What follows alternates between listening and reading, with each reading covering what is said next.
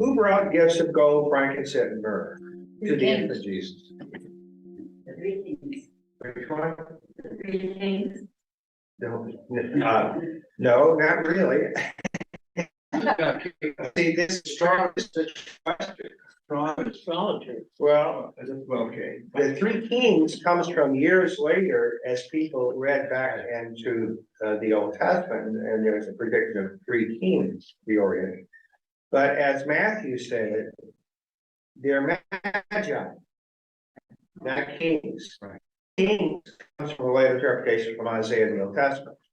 However, magi are, they're not primarily magicians. That's the word doesn't quite capture what they're about. They're people who have a wisdom that comes somewhere beyond ordinary life that most people don't have that connection. There's a deep wisdom that they have. Okay, who drives the narrative of Luke's gospel? Is it the men? Is it men or a man or angels or women? Has to be men. It's women. Women, that's what's remarkable about Luke's gospel. Luke is concerned about lifting up those who have been put down, those who have no power. So remarkably for ancient times, it's the women who dominate the narrative. Think about it. There's Elizabeth and her miraculous ability through the miracle of God to be able to have a baby later in life. There is Mary, who is what? A virgin? Oh, I hear people sometimes say, I mean, can be translated young woman, and it can be. But I think when Luke spoke it, he meant it. She was a virgin because he wanted to understand there was a miraculous birth. And it's even more miraculous at some level than there being an older woman having birth, than a virgin has birth. Borg and they will say in here that the Old Testament is the story of Elizabeth being able to get pregnant in old age. It happens twice in the Old Testament, right? To Sarah and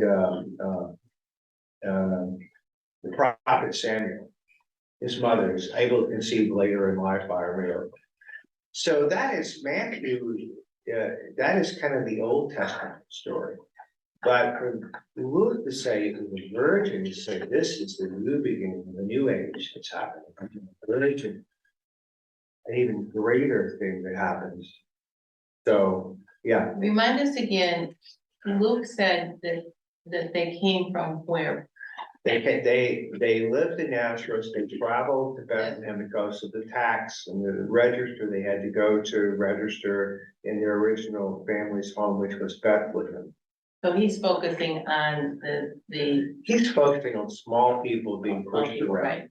Like the shepherds of all people, the lowest of the low get to hear the original announcement. It's powerful when you think about it. And then listen to the songs. There are 4 songs in Luke's gospel in the native narrative, including when he is taken to the temple. All of them are talking about lifting up the low and bringing up the high. Okay, so it's the women who drive the narrative. Who drives Matthew's narrative? Is the men. The women are men. Think about what the story of Matthew. What's the first part of it? Joseph telling what's going to happen. And but much of the narrative is driven by one man. It's Herod. And remember what happens with Herod?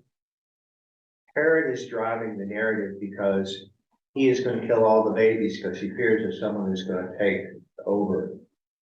So that's why they have to go to Egypt and stay there for a time. They come back, they want to stay from they're from, but they can't do it because they want to go to Judea, but they can't go to Judea because Herod's son, I think, or adopted son, became king and he was hostile, so they moved to Nazareth. So Herod drives the narrative, and that is a throwback to who? What story is the killing of the? Where else do you find that story? Crucifixion story. Well, it's in the Old Testament. Oh, Moses. Moses, Moses, right. the killing of the babies. So Matthew is setting up his main theme in the narrative, which is Jesus is the new Moses. It's the Sermon on the Mount. What happened in Moses? Where did he get the 10 Commandments? And then Jesus says, you heard it said, but I say unto you, right? I say unto you, I for an eye tooth, this from the Old Testament, but I say unto you, forgive, right?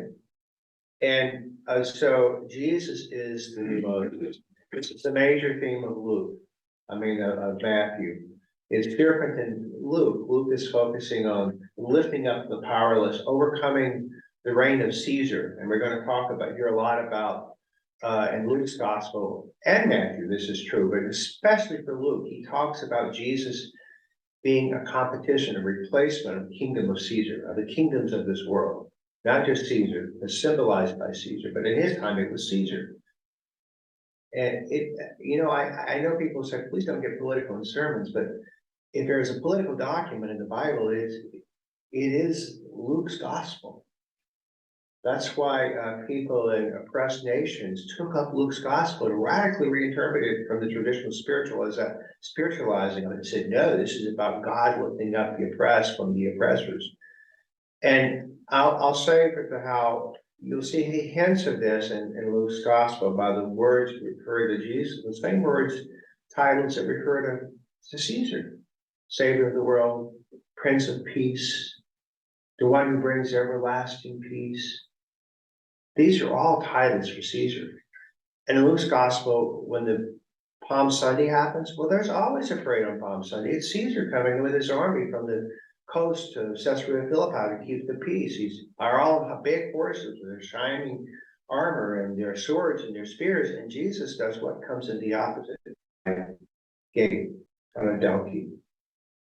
So this is a gospel saying there's two ways to choose to follow. There is the way of the infant boy born to a poor virgin, greeted and celebrated by shepherds, and the story of God's doing something in history, and there's Caesar. And all the nations of the world reflect the values of Caesar, or almost all of them that I know of. We use violence. What was the way of Caesar? It was to have a strong military, to have powerful politics, to set up puppet rulers in the nations among the wealthy that he put into place. And it was to have a powerful narrative that Caesar was God.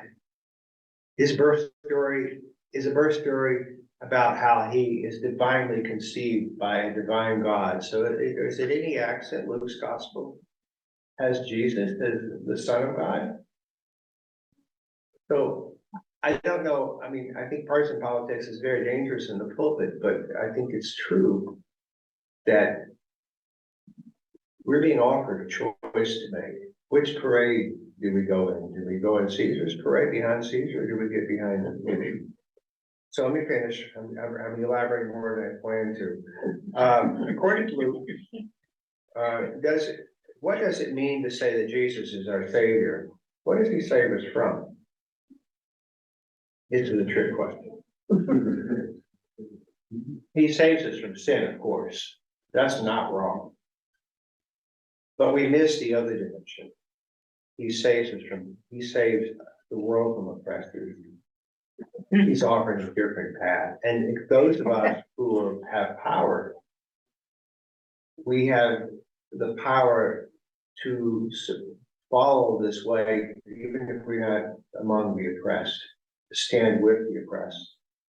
And so that's, Luke has, they're both there. We'll find both elements of sin and forgive me for forgiveness. It's not like it's a personal gospel, it's not part of the gospel.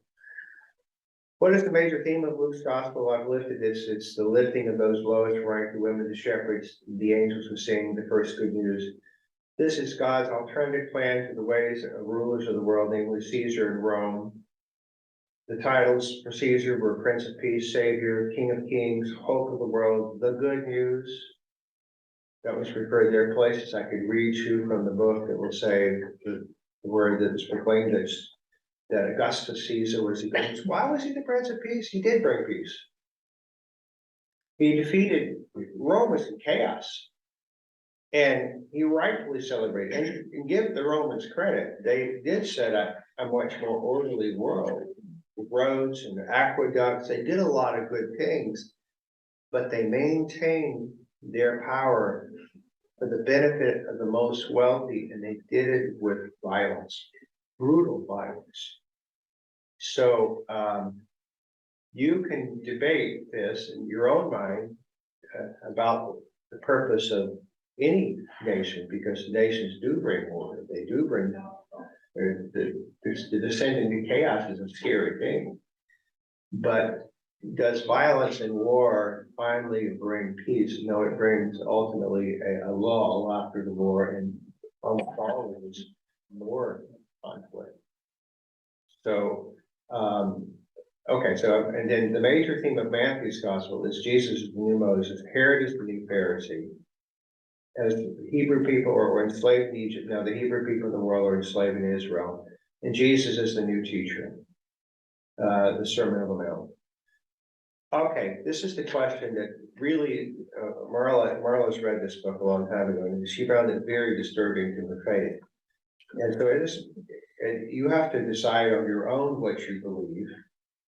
And, you know, you don't have to take everything they say hook, line, and sinker. Are these stories birth, are they history or are they parables?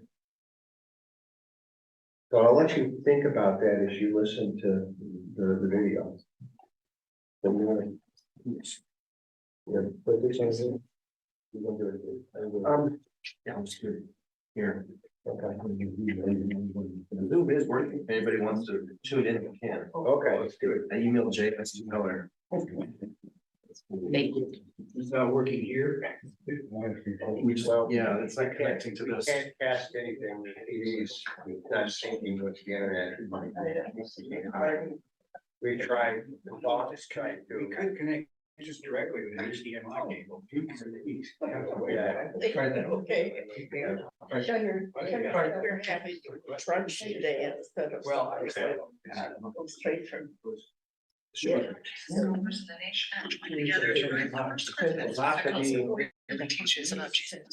the. Can you hear this? About the first Christmas. Well, Dom and I had collaborated on an earlier volume about the last week of Jesus' life, Holy Week, as it is known, as told by Mark's Gospel. And we enjoyed that collaboration so much that we decided it would be good to do a book about the beginning of Jesus' life as well. So the first Christmas came out of the last week. Dom, the subtitle of the book is What the Gospels Really Teach Us About Jesus' Birth. What do you feel that those Gospels do indeed teach us?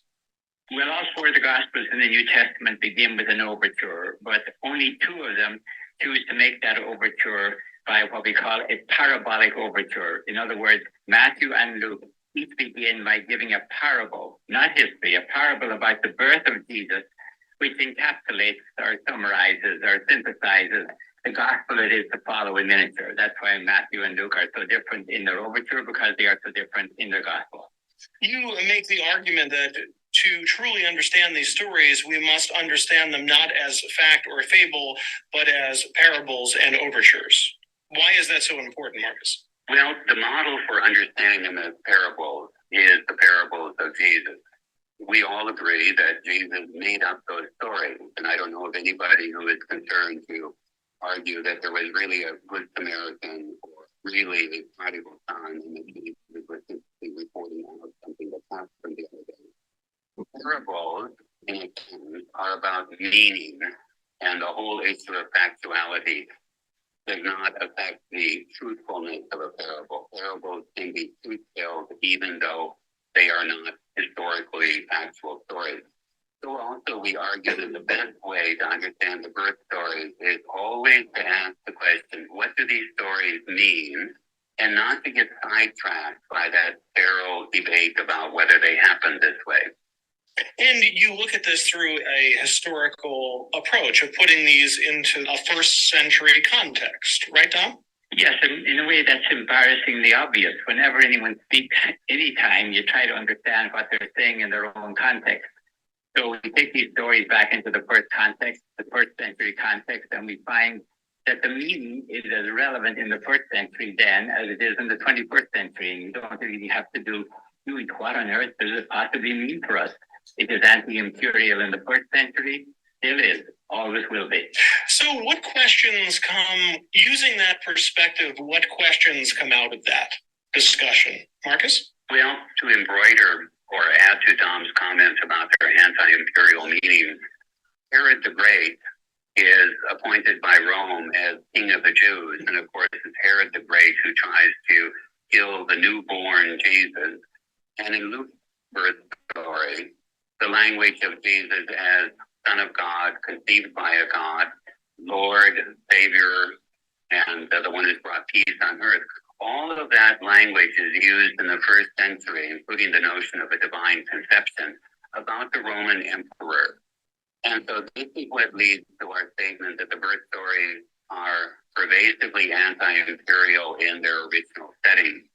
And then we would add that for American Christians today, among whom we include ourselves, the crucial question becomes, what does it mean for an American Christian in the time of the American Empire to celebrate Christmas as the story of the birth of one who stood against empire and was crucified by the empire of his time, and then, of course, vindicated by God at Easter? So it requires very serious consideration about, is the meaning of Christmas, among other things, that Christians are called to stand against the current imperial American foreign policy. This isn't about being anti-American, it's about being anti-imperial, because empires always seek to rule the world through victory and conquest. And the story of Jesus is really the opposite of that. So, Dom, what questions does that leave us that we should be asking ourselves and ultimately change how we celebrate the holiday? Well, continuing Marcus, the slogan, the mantra of the Roman Empire and of every empire that has ever existed is you get peace.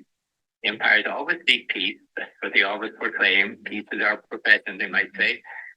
You want to get it through victory. And that's really the bankrupt system of the last 6,000 years. You get peace, empires claim, through victory. The alternative message, and this is what is hopeful, extremely hopeful about the Christmas story, it says no. You don't get peace through victory. You get lulled up to the next round, and the next round is always more vicious than the last round. The way to get peace on earth, and that's what the Christmas message is about, that's what the angels come down to announce in Luke.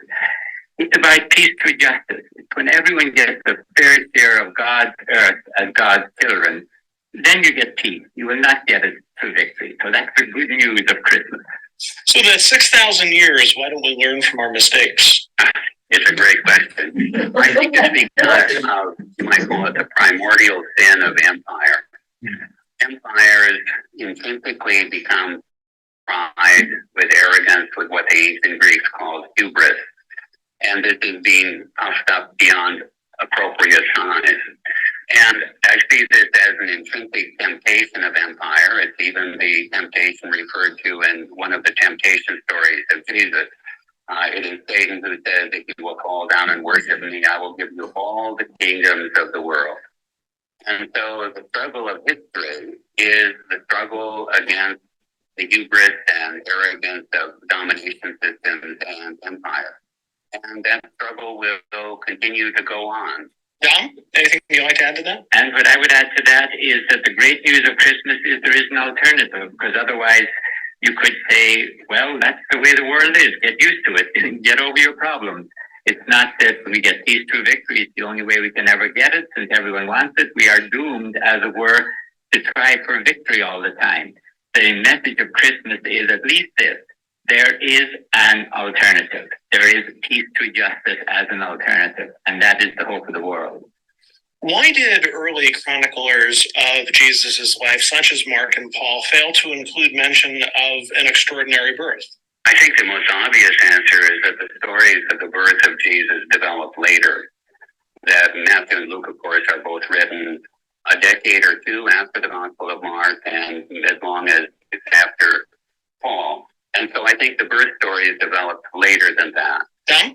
It's also one of the options. It's a standard option if you're writing you after the life of some very, very famous person in the ancient world, and basically maybe nobody was watching that carefully when that person was born. So how do you explain the conception, the birth, the genealogy, even maybe the coming of age of such an extraordinary person? One of the standard ways of doing it is, quite frankly, to make up an extraordinary conception story. It was done by many ancient and important people, but the point that Marcus and I are making is that it is precisely in the first century the stories that were current, contemporary about Caesar Augustus, the Roman emperor. It is those stories that are, you might almost say, caricatures in the stories of Jesus' birth. They're not caricatured, of course, because they're being attacked. They are either low lampoon or high treason, to put it that way, and the Romans weren't laughing, so they got the message for treason. Why did Jesus himself use parabolic language versus simply telling it straight? The function of parable is to lure the audience into participation. If I give you a sermon, as it were, I told you information, you can take it or leave it. The function of a parable is to tell you a story, say, about the Good Samaritan.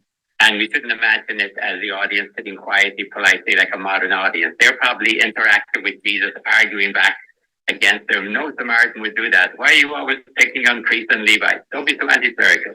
So it is to lure your audience into argument, participation, so that they have to make up their own mind about things. The whole function of a parable is to make you think. I guess the parallels between the birth story of Jesus in the Gospel of Matthew and that of Moses in the book of Exodus, what are those parallels? And that was where we really saw most clearly the intention of Matthew. And when we determined that it wasn't really that he's trying to tell history and we're just so smart we won't believe it. When we began to realize that he's drawing a parallel between Jesus as the new Moses, and that's why Jesus is going to go up on what we call the Sermon on the Mount, up onto a new Mount Sinai to proclaim a radicalized, or actually not a new one in the sense of the old one being gone, but a new one in the sense of the old renewed. And so when he comes to write the story of Jesus' conception and birth, all of a sudden Herod becomes the new Pharaoh. He's trying to kill all the children in order to kill Jesus, as Pharaoh had killed the children in order to kill Moses. So it's pretty obvious that he is playing a parallel between Herod and Pharaoh. But that's an extraordinary claim because, after all, the Israelites had fled for safety out of Egypt. And now that Herod and his Roman backers have taken over the Jewish homeland, Jesus flees into Egypt, away from the Jewish homeland. So it's being taken over by Pharaoh, as it were. So ultimately, what do you hope people get out of your book, and what should the next step be for them? But I think the first thing I would hope is that we could get over the argument, did it really happen? Was there a star? Was there a daughter? Because the answer is, no, there wasn't. This is not history. This is parable. Get over it. Then, when you're looking at any parable, like the parable of the Good Samaritan, it ends with, go and do likewise. Parables are lures for action, decisions. So I would hope at the end people might, instead of taking peace on earth out with the ornaments every Christmas and the trees, and at the end of the Christmas, the ornaments go back into the attic or the basement and the trees go into the garbage. Could we take peace on earth out of attic, storage, or garbage, and really try and do something about it before it gets too late? Keep it out there. Don't tuck it away with the ornaments. The name of the book is The First Christmas, What the Gospels Really Teach Us About Jesus' Birth. It is published by Harper. John Dominic Crossan, Marcus Borg, thank you so much for spending time with us. I greatly appreciate it. A pleasure to be with you, Joe. Thank you. The name of the book is The First Christmas, What the Gospels Really Teach Us About Jesus' Birth. Yeah, well done. Yeah, we thought that'd be a good way to start our questions. The Advent Sunday of Hope. And the professors mentioned that at least I heard 2 or 3 times. What are your thoughts? Any questions, guys? I mean, is it, you think, are they trying to really, What was the title of that book? the first Christmas? First. Yeah, Borg and Crossan. So, and they're believers, but they're professors, so they're saying, not to make anybody mad, I think, but we've talked about this before. Both, the Hebrew Bible and the New Testament, literally, we've all said, right? Which stories of the Bible do you think are true? Well, all of them, even the ones that actually happened. Thanks. Because truth and, fact, we can see are different things. But I'm editorializing. What do you guys think? That was really interesting that you go from the New Testament, from the Old Testament, where the Jews are escaping Mhm. slavery in Egypt and go to the promised land, and then the reverse happened with them having to escape the slavery of the Romans and going to Egypt. I mean, that, I had never thought about that. Neither did I. So specifically that historical Really moment, at the interesting. beginning of the 1st century, Right. Egypt was safe to get away from the Romans. Right. Well, I've thought about this a lot. PK is, preacher's kid. Yep. And so I've been very careful about studying all this stuff, both from a preacher's kid point of view and from a reporter's point of view. What are the facts? What actually happened? And what are people saying? And Right. are they saying, telling the truth or whatever? And so when it comes to virgin birth, and the story says that an angel of God came down.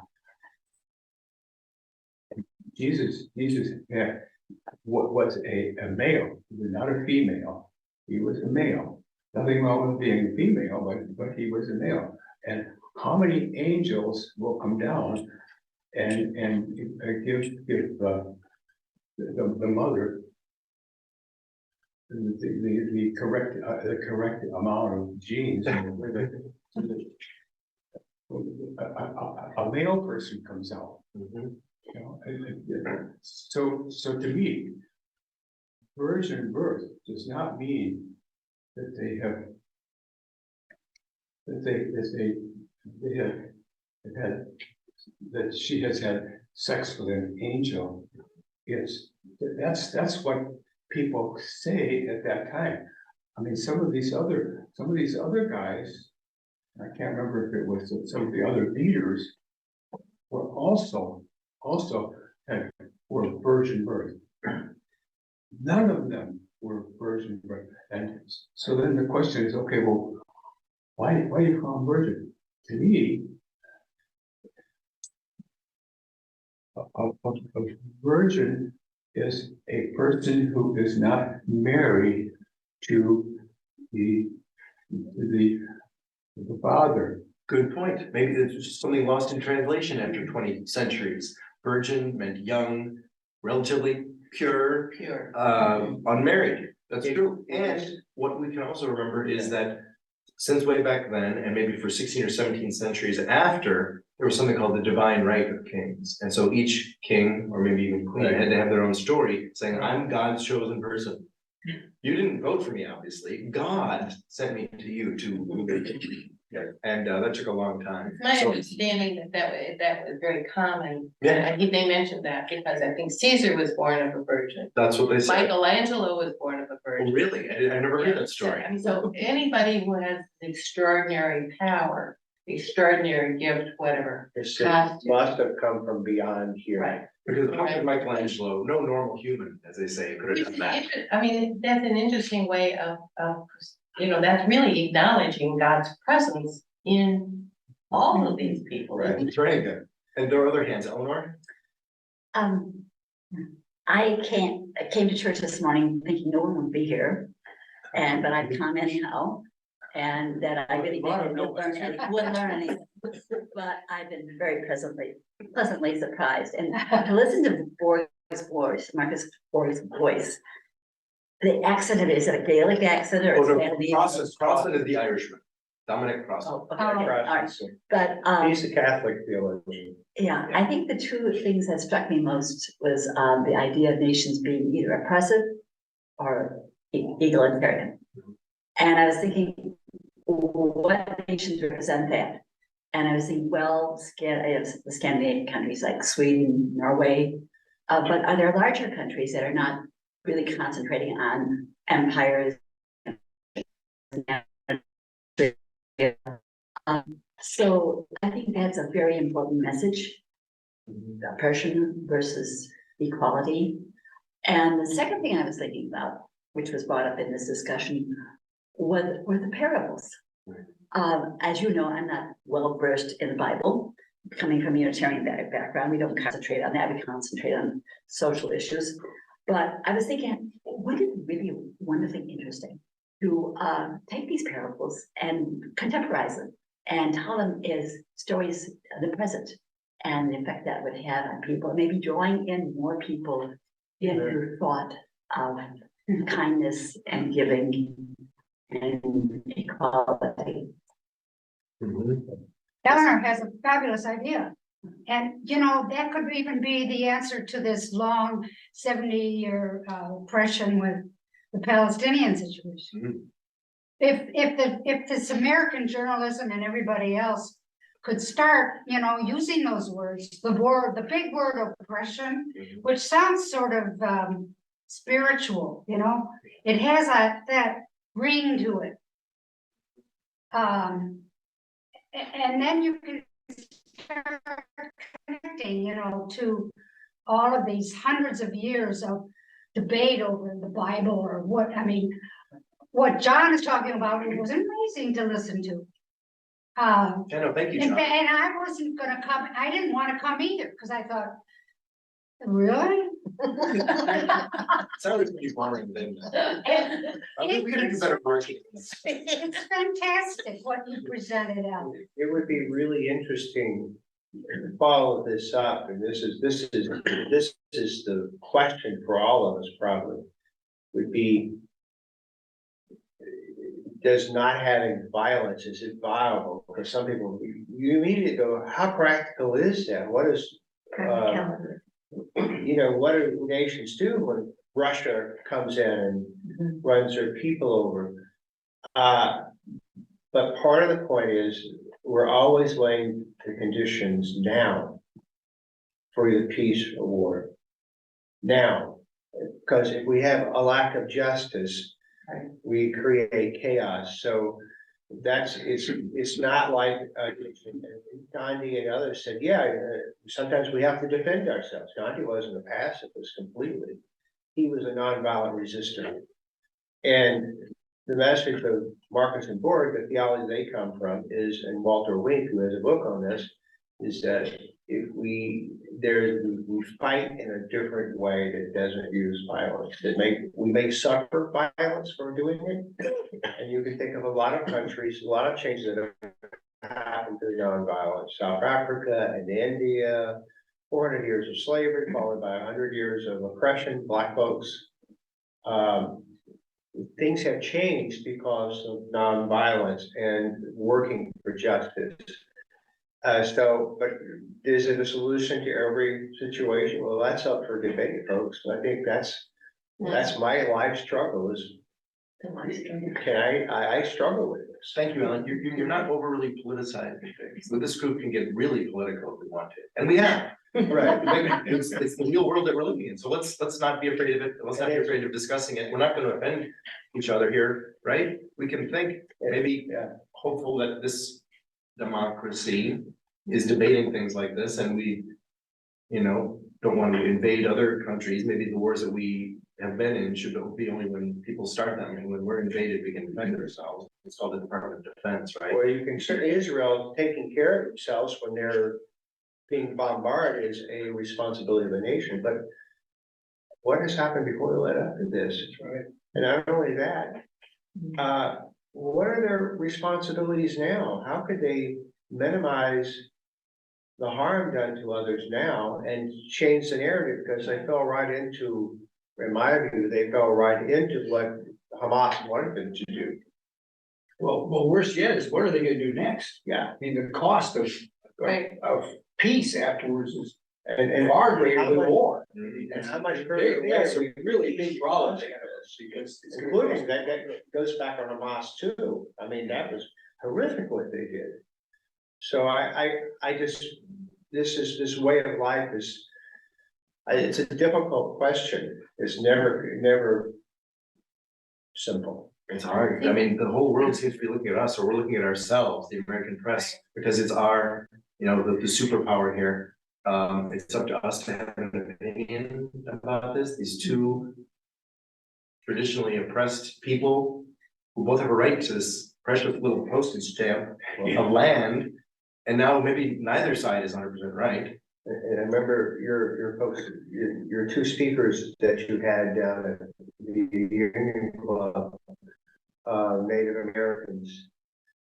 Isn't it ironic that we are faced right now with the same kind of problems that they were back in biblical times, the same area? Right. Oh, It yeah. seems very ironic. Yeah. Humans don't change. No, Some of us at least want to try to learn from our mistakes. Right. Eleanor, your hand was up. I'm very much of a here and now person. I think we learn from the past, but I think we have an obligation to our families, to ourselves and the future to do something. And I really, you're talking about nonviolent resistance and Nehru. What was his name? Yarrow Nehru? Nehru. No, not Nehru. It was Gandhi. Gandhi. Pardon? Gandhi. John Gandhi. And we see that example here in the United States. And here Gandhi moved a nation of they had probably 800 million people at that time. And they received their independence from the British Empire at that time in 1947. But here we see that the non-resistance in Martin Luther King and what he accomplished back in the 50s, the 60s and 70s. And also I think you see in all the protest marches we've had in the last and rallies that we've had in the last 8 to 10 years. George Floyd, is that his name? Yeah. George Floyd. The rallies against for pro-choice and those who are for anti-abortion, the rallies for firearms, and there's so much going on now. I don't think there's a huge movement there, but we see a lot of that right now, the protests and the desires for change, especially in the last 6 weeks with those who are more pro-Israeli and those who are pro-Palestinian. So I think there's a lot going on right now. What's the old song that said, I think it was CNN, Crosby, Stills, Nash and Young. It says nobody's right if everybody's wrong. Was that, yeah. That song, For What It's Worth, was the name of the song? Yeah, I forget which one, but I always thought that is a ringer of it's an anti-Vietnam protest. I have another question. Has anybody in the last 10 years, has anybody contemporized the parables? So that they're palatable and accessible to contemporary society? Well, you can read the Cotton Patch Gospel if you want a Southern rendition of one of the Gospels. Is that what it's called? Or you could see the play. It's a wonderful play. It's amazing. The music's incredible. Cotton Patch Gospel. Go look it up. What? Cotton Patch. Cotton Cotton Patch. Patch. Someone's being lynched. We should do that one Sunday morning. Yeah, I've never heard Oh, of that. that's a great idea. Yeah, well, maybe during Lent. it seems to me that violence comes out of the injustice. I mean, all the way along the line, if you really address injustice, then you really can eliminate a lot of violence. It's the injustice that causes all the violence. Right. When you take a look at all of history, the French Revolution, going back, And even under Jesus' that is time. fear. It's the fear that causes There you go. injustice. right, well, but it's the injustice that, I think about in our country, all of the people that are homeless.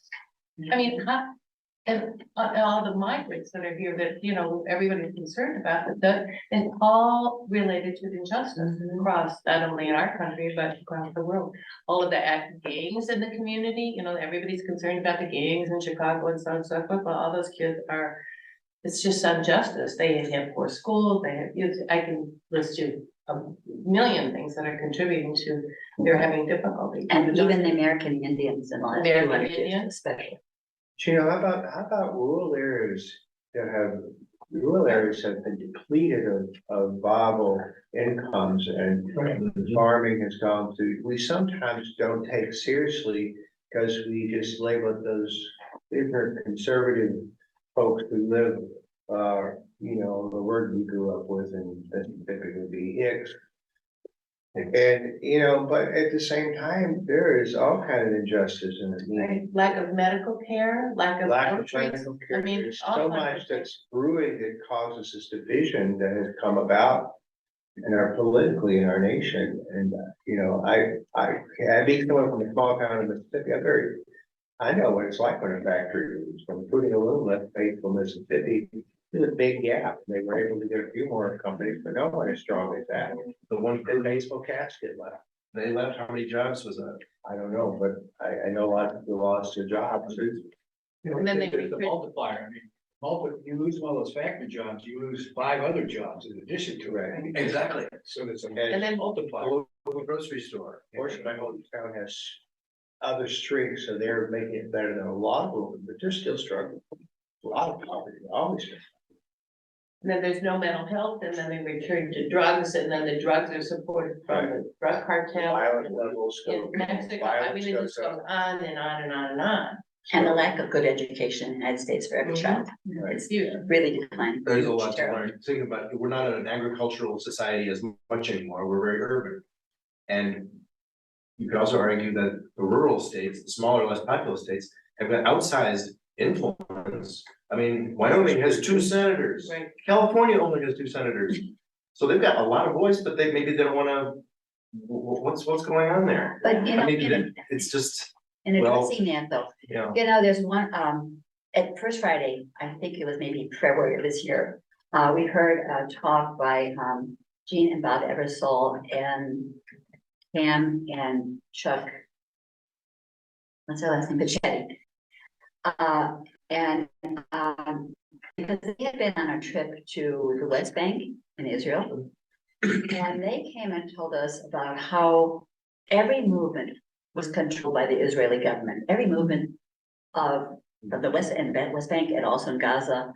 And that there were even seconds before they were allowed to go in different places. Right. It was a total police state controlled by the Israelis. But Jean Eversole, I talked to her like in the last couple of weeks. And because I was very concerned about the situation in the Middle East, and I wanted to know what her opinions were, what she was doing. She said every day she sends an email to President Biden and to Dick Durbin and Tammy Duckworth, espousing the fact that they should have a ceasefire and keep a ceasefire in the Middle East. And she does this, and she's done this every single day since October the 7th. And why? Because political groups, whether it's Jan Schakowsky, who was our congresswoman here for many years, or any political office, keeps track of the votes from every single village and community in the United States.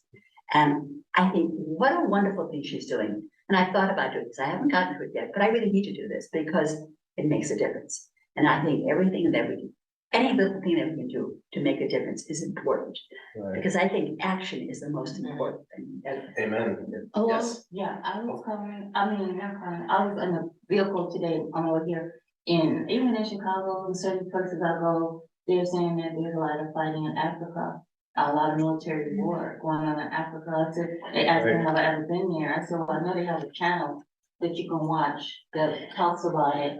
And he decided, why don't they stop the war? I said, I don't know that if they're mocking the Bible or not, because there's rumors of wars and things like that. And it could be something that they trying to prevent now. The people don't want to fight and that they want to be free. and have their religion rights, and, you know, if they want to go to church, then have to go to church. If they transform the churches out, then they know about Christianity and that's it, the way Paul did it. You know, he transferred a bunch of churches out and that was it, you know, and helped his friends, and some of his other friends did. And they just went on and got, you know, and did other things. But that could be happening now, that people don't want to fight anymore. I said, I didn't know they was fighting now, so I'm sorry to hear that. And I would say, I apologize to him, I was very upset, so he was very, very, very sincere about it.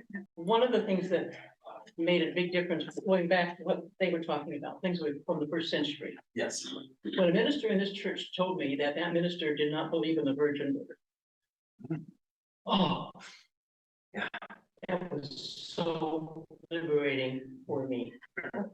I had been trying as a scientist to figure out how that could have really happened. And I couldn't work it out, so. That started a whole lot of thoughts for me. So would that have been a parable? But I like it, I like what I learned today, because actually the word virgin had a different meaning. Exactly. Yeah.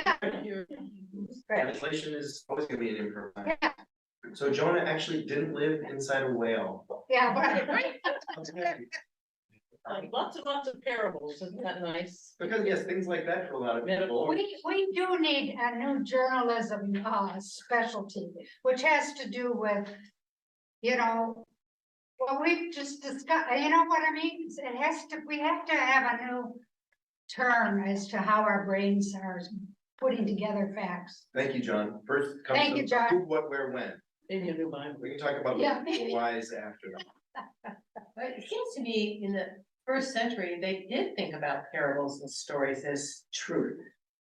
You know? Well, or illustrations. Right. And now Well, some people still believe that they're true.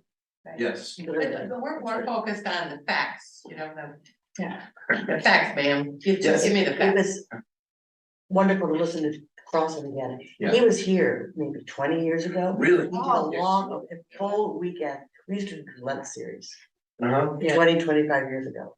The Lord was. And John Dominic Crossan spent a weekend, That's or fantastic. spent a weekend. Oh, Oh, they were fantastic. So. Yeah. So one of the most liberating things that I've heard listening to both Crossan and Borg is Borg's theory that you can be a Christian, but you can be a pre-Easter Christian. Mm-hmm. Because Jesus didn't know about any of this stuff. He didn't know about the virgin birth. He didn't know about any of this. He was, you know, after Jesus. He's a political activist, let's say, for 33 years. Yeah. That's it. But to me, it was wonderfully liberating. Well, I actually can be a Christian and be a scientist at the same time. Yeah. Which Yeah. before that, Yeah, I couldn't. I mean, it just was impossible, you know. Right. And it's a very liberating thought. Mm-hmm. Well, and this idea about you have to be a Christian. Well, what about the Muslim Yeah, right. Jews and all that kind of stuff? To me, these stories that are in the Bible are just like lessons about what you should do and what you shouldn't do and why you should and why you shouldn't and so on. And the stories about Jesus. It's similar to me, you know, as a reporter, I'm interested in what the facts are. Well, and so I'm still writing. I know I'm not going to live forever, so I'm writing a story of my life. In several parts, and the first part is as a journalist, and the second one is on my faith journey. And I haven't gotten to the faith journey part yet, but what I plan to say, what I plan to write there is Jesus was an example of what we human beings, other human, Jesus was a human being, and what other human beings can do. It's not like we're going to have miracles. Well, maybe sometimes some of the things we do might be miraculous, but just to follow in his leadership, doing what he's doing, you know? So, when you see people when you meet people who are troublemakers, you know, they're troublemakers. Not if they, but, and if they're really making trouble right now, you call the police and say, hey, keep an eye on John Doe because he did this and that and this. And so there are lots of things that you can learn in this in our years, our season. That are really, there's illustrations from the Hebrew Bible and the New Testament about what was done in those days and what they did about it and didn't do it and so on. And we could learn from, we should learn from it. Amen. You know, I'm thinking of the current situation here in Chicago with the amount of violence that we're experiencing in the downtown area. But you know, the thought was, as far as because you know, the United States has 5% of the world's population, but 25% of the incarcerated population. And what they've been trying to do in Cook County is, well, they've dropped bond, the financial bond that everybody who is accused of something has to pay. Cash bail and stuff. Yeah, which, you know, those who are concerned about, well, there's two. This is intentionally done because we need a more humane approach to those who break the law. As such as in Scandinavia, they put those who break the law into apartments and give them food and education and, you know, conversational groups and so forth, because they want to change their behavior. We don't do that. We just put them in jail and make their lives miserable.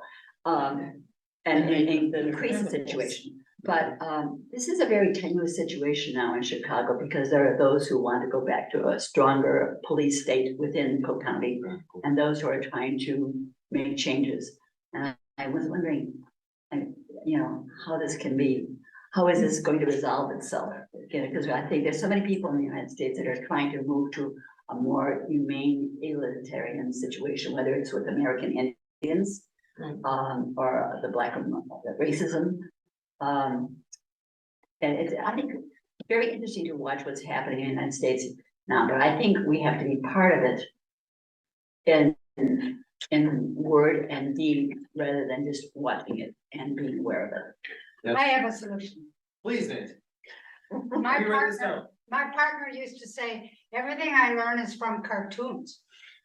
I suggest a newspaper that is only cartoons that would illustrate just like that. That's What right. Eleanor just said, all the problems, and you'd read it daily. Wouldn't that be fun? That's right. Hey, it'll be open and understandable by children, by everybody. All right, this week there was some good news. A group that visited us, Arnie Duncan and Chicago Cred, remember a Yes. few years ago?